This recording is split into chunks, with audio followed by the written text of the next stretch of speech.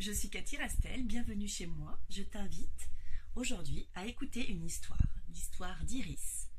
Une histoire que j'ai écrite et que j'ai illustrée en 2018. Donc si tu es d'accord, tu peux te choisir un endroit tranquille chez toi, bien au calme. Tu peux même mettre un casque pour entendre directement ma voix dans tes petites oreilles et je vais te montrer les images de cette histoire. Tu vas suivre l'histoire grâce à ma voix. A tout de suite, c'est parti. Iris de Cathy Rastel aux éditions Rêves d'enfants. Pour mes filles adorées et pour les petits soleils de ma classe.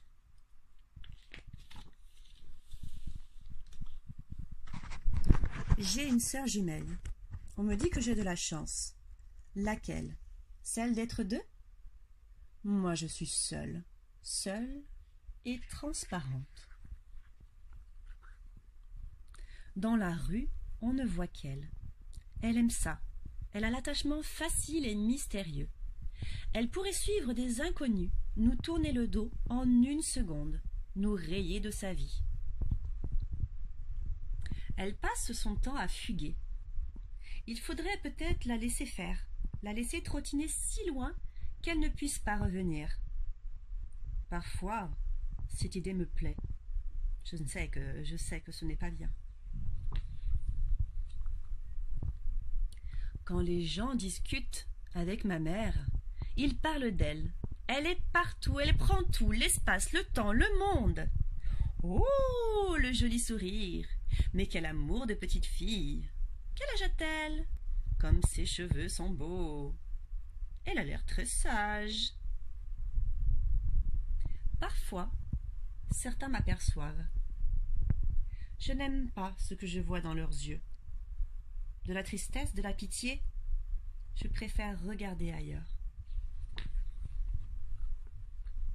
Moi, je grandis.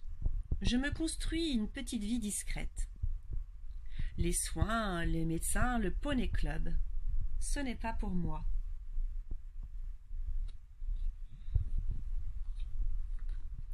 Il me reste l'école. L'école des grands.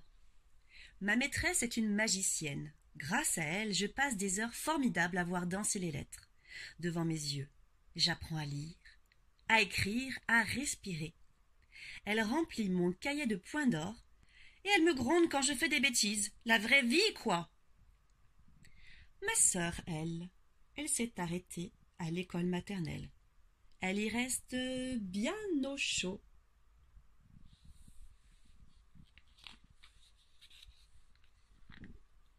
La maîtresse m'a demandé pourquoi je passais par la maternelle le matin. Si j'avais un frère ou une sœur, chez les petits. J'ai dit non. Je sais que la vérité va me rattraper. Même demain, ce sera toujours ça de prix. J'ai fait comme si je ne comprenais pas quand elle est venue me dire que je lui avais menti et qu'elle serait très contente de faire la connaissance d'Iris prochainement.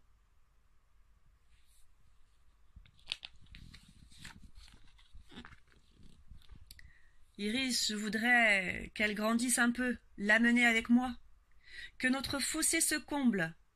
Mais chaque jour les bords s'effritent et je m'éloigne d'elle. C'est un peu à cause de moi. Je ne vais quand même pas m'arrêter pour elle.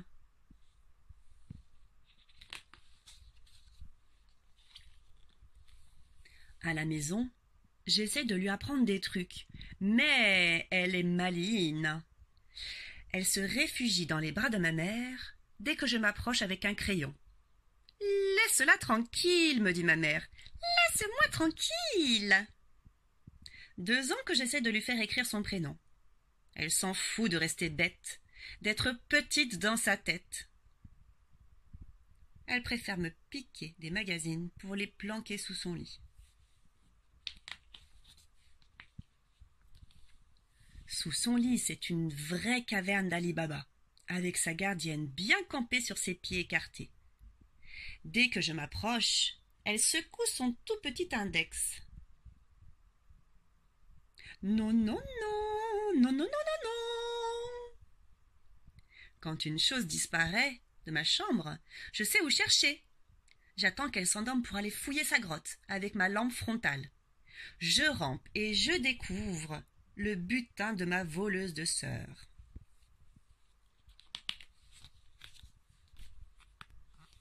Un jour, j'ai glissé sur une peluche qui couine et elle s'est réveillée. Elle a hurlé pendant 1 heure de frayeur. Même quand maman a tout allumé, même après le lait chaud et les berceuses. Le lendemain, elle ne se rappelait plus de rien. Et pour une fois, ça m'a arrangé. Au 2e trimestre, on a changé de cours de récréation. Je redoutais ce moment depuis que la maîtresse nous l'avait annoncé. La super cour centrale avec ses panneaux de basket et son petit portail sur la maternelle. Je me cache comme je peux, mais Iris est très forte pour me repérer. Et pas très discrète. Elle déclenche sa sirène d'alarme dès qu'elle me voit. Wouhou! Wouhou! Elle est la seule qui a le droit de hurler toute la récré.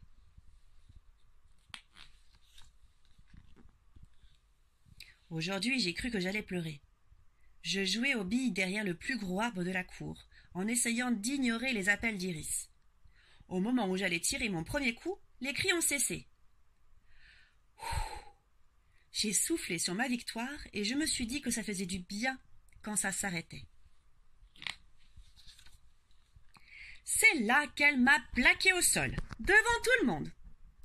Son AVS l'a un peu grondé. À moi, elle a fait un grand sourire. Et elle a expliqué qu'Iris voulait trop me voir. Et que si j'étais d'accord, elle pourrait venir me saluer de temps en temps.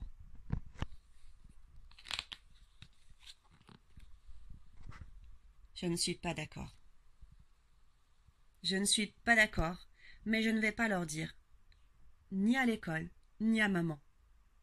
Je vais garder cette colère à l'intérieur.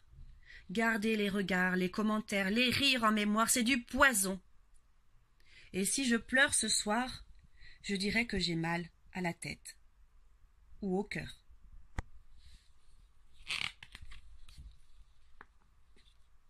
Le lendemain, je suis vraiment malade. Une bonne gastro, me dit maman.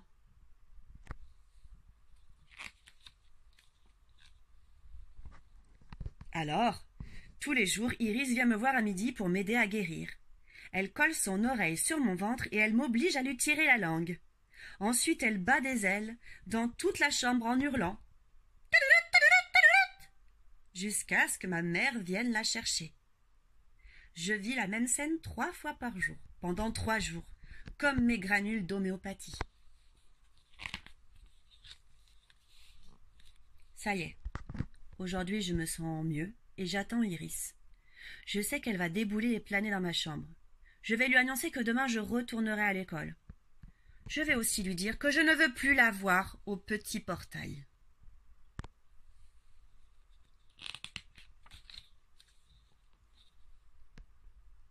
Je ne veux plus t'entendre. Tu es trop brillante. Cour des grands, c'est mes copains. Plus te voir. La maison. Ma maîtresse, ma sœur, désolée. Portail. Plus le portail. Tu m'entends? Elle est là, dans un coin de ma chambre. Je crois qu'elle boude. Elle gribouille sur mon ardoise. Et puis maintenant, elle rigole. Elle n'a pas compris, comme d'habitude. Elle m'énerve. Je soupire, rien ne rentrera jamais dans son crâne.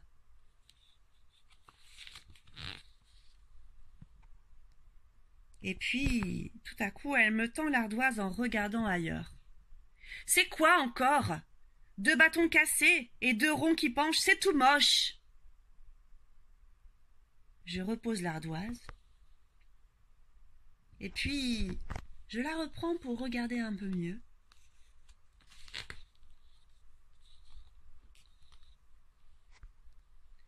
Ma sœur chantonne. Elle se balance doucement. Lola lola lola lola lola lola. Sur l'ardoise, elle a écrit 2 syllabes. Lola? Lola? Lola, mon prénom?